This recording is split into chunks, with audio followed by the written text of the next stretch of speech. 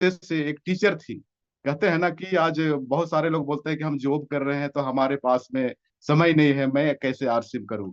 लेकिन आज उन्होंने पार्ट टाइम में इस आरसीएम को करते हुए सीखते हुए आज स्टार पर्ल जैसे मुकाम को हासिल की है।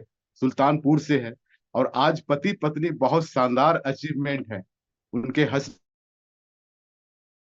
जो एमराल्ड है और पत्नी स्टार पर्ल है, तो सोच लीजिए क्या जिंदगी है, स्वर्ग जैसी जिंदगी जी रहे हैं। वो अपनी जुबानी बताएंगे।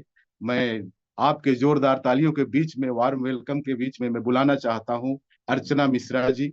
Welcome ma'am, Archana Mishra. Thank you sir. मेरी आवाज आ रही सर?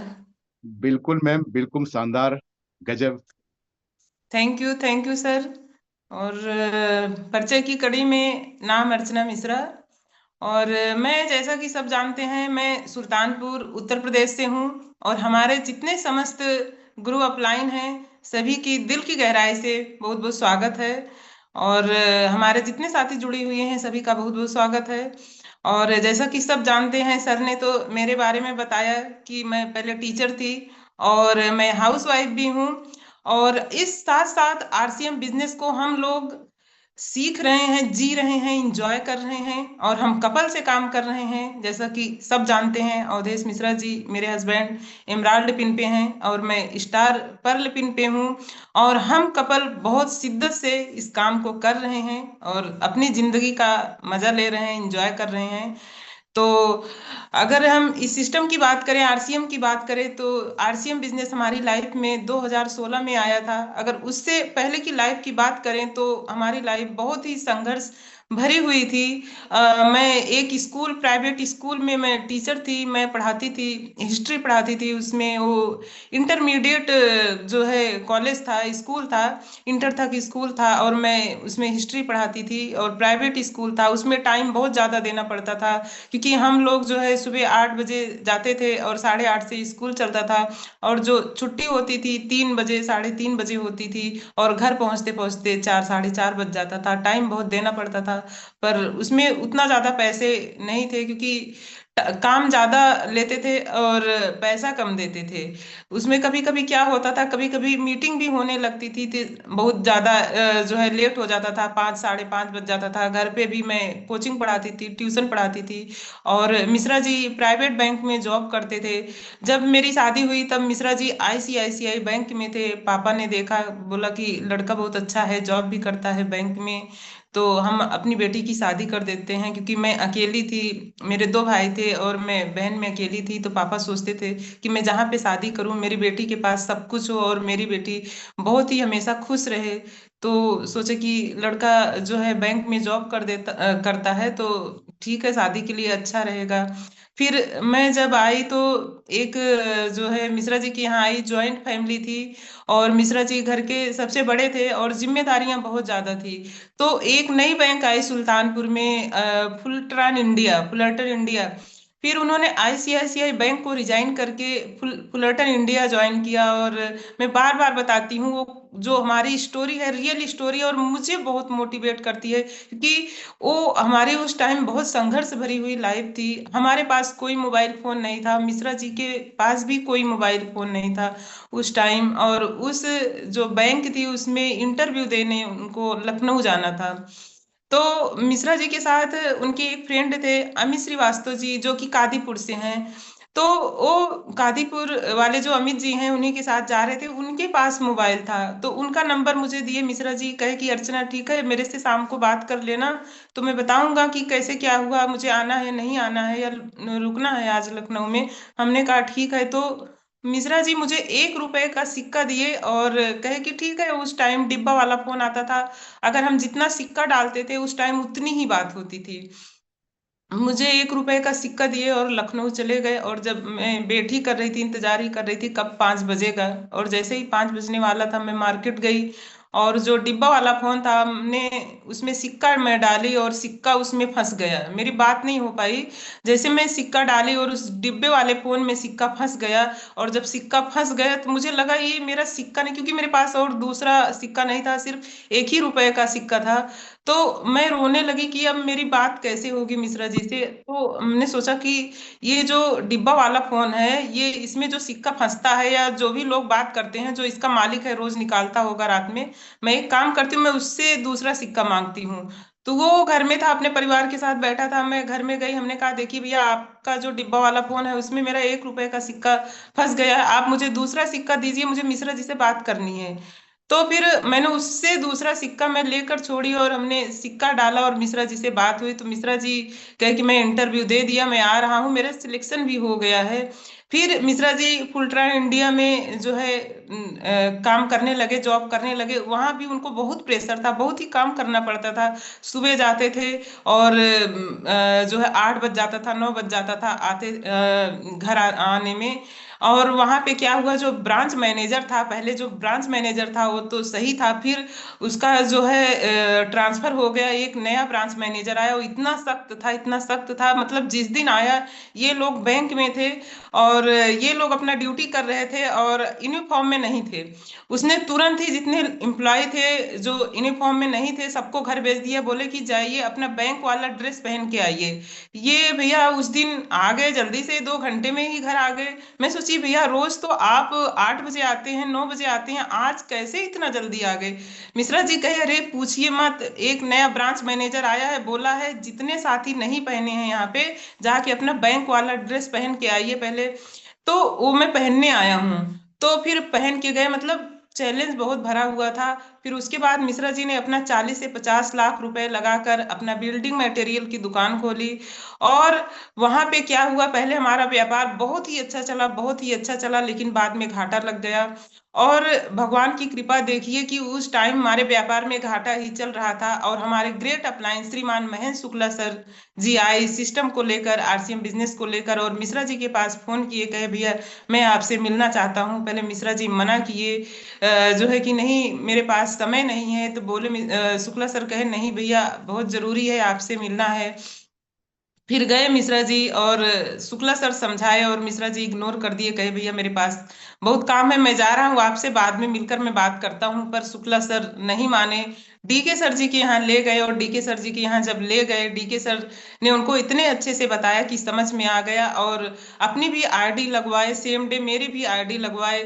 और मैं तो यही कहती हूँ कि जिस घड़ी में मेरी आईडी और मेरे हस्बैंड की आईडी लगी, वो घड़ी बहुत ही शुभ थी, क्योंकि हमारे अप्लायंस श्रीमान शुक्ला सर जी ने लगाया था। और आज दोनों पिने मिश्रा जी एमराल्ड पिन पे हैं और मैं स्टार पर्ल पिन पे हूँ। और वो घड़ी बहुत ही शुभ थी कि आज हमारे घर में दोनों पिने टेक्निकल की हैं।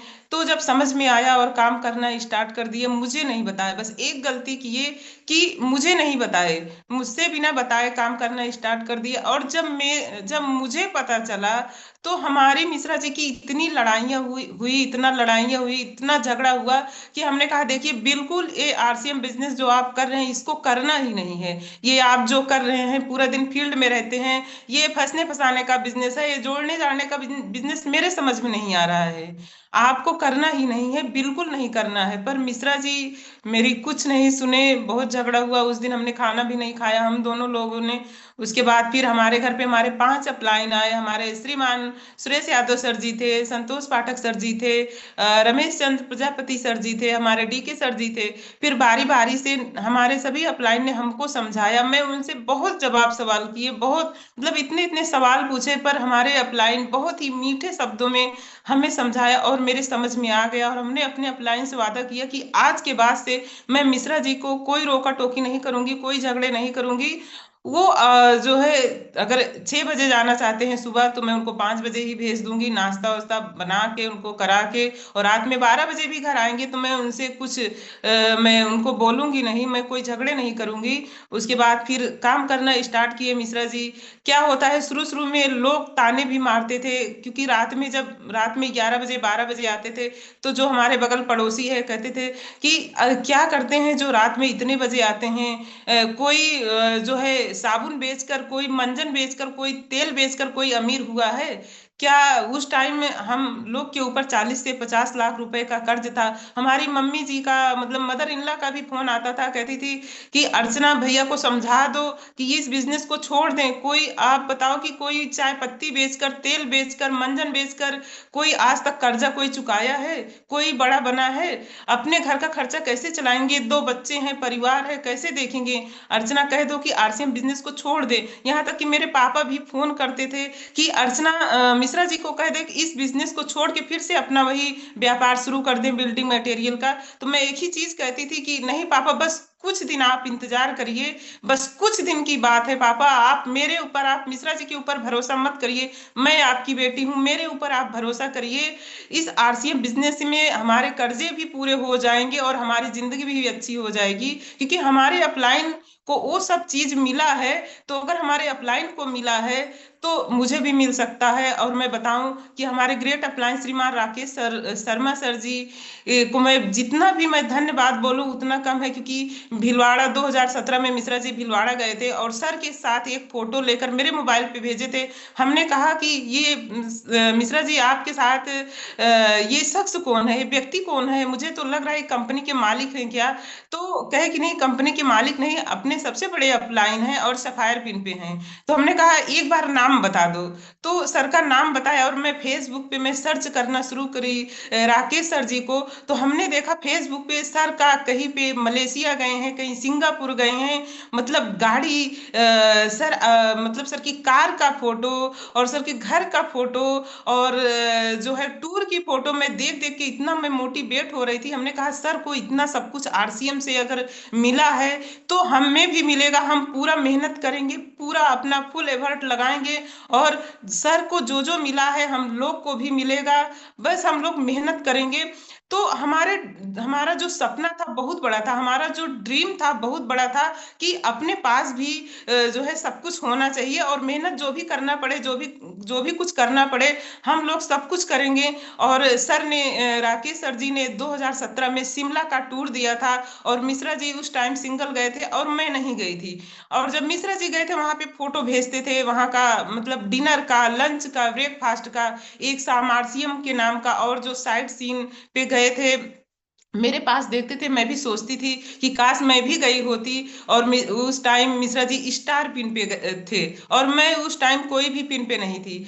और जब ये मैं वहां पे सारे फोटो वहां के मैं देख रही थी तो हमने एक चीज कहा कि अब अगली बार आप जाएंगे, कोई भी टूर पे जाएंगे तो मैं भी साथ में चलूंगी। और दोबारा जब मौका मिला मंसूरी टूर का, तो फिर जब मैं वहां पे गई और वहां तो जाने के बाद मेरा दिल, दिमाग, किडनी, गुर्दा, फेफड़ा सब कुछ खुल गया, क्योंकि राकेश सर ने एक बहुत ऊंची बात बोली कि अगर यहाँ पे पुरुष सफल हो सकते हैं तो यहाँ पे महिलाएं भी सफल हो सकती हैं। और जो इनकम यहाँ पे पुरुष ले सकते हैं और वही इनकम यहाँ पे महिलाएं ले सकती हैं। तो मुझे इतना वो बात मेरे दिल को एकदम टच कर गई और मेरे दिमाग में वही बार बार सर जी की वही बातें आती थी कि यहाँ पे महिलाएं भी सफल हो सकती हैं और वही इनकम यहाँ पे महिलाएं भी ले सकती हैं।